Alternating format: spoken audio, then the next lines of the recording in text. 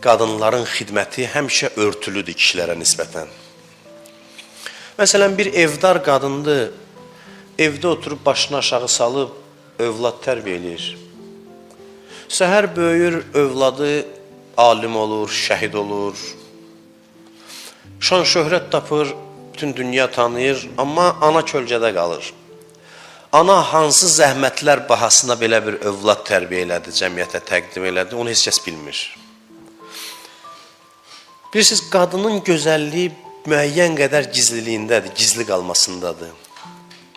Hicab, bilirsiniz də, hicabın şəri hökmləri var, səbəbləri var. Hicab örtünmə nə üçündür, ictimai cəhətdən nə üçündür?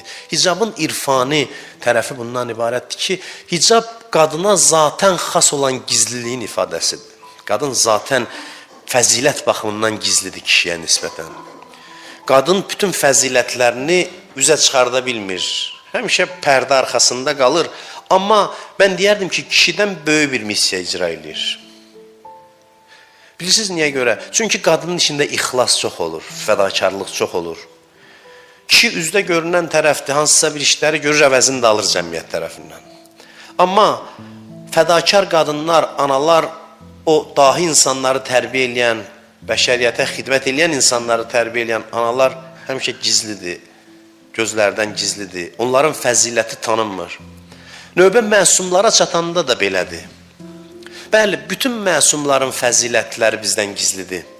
Amma Həzrət Fatimə salamullahi aleyhanın fəziləti hamısından daha çox gizlidir. Onun məqamını dərk eləmək çox çətindir, olduqca çətindir. İmam Sadiq əleyhissalam buyurur ki, kim Fatiməni tanısa, Qədr gecəsini tanıyıb. Bu, təəccübləndirən, insanı heyrətə sala bilən hədislərdən biridir. Qədr gecəsi bilinmir də nə vaxtı. Xanım Fatimə Zəhranın Qədr gecəsinin fəziləti də bilinmir. Fikir verirsinizsə, buyurur, və ma ədrakə mə leylətul qədr. Sən nə bilirsən nədir Qədr gecəsi? Gətirir Həzrət Fatiməni Qədr gecəsi ilə İmam Sadiq əleyhissalam müqayisə eləyir. Deyir, Qədr gecəsi kimidir Fatimə? Fikir verirsiniz, şəhadəti də bilinmir.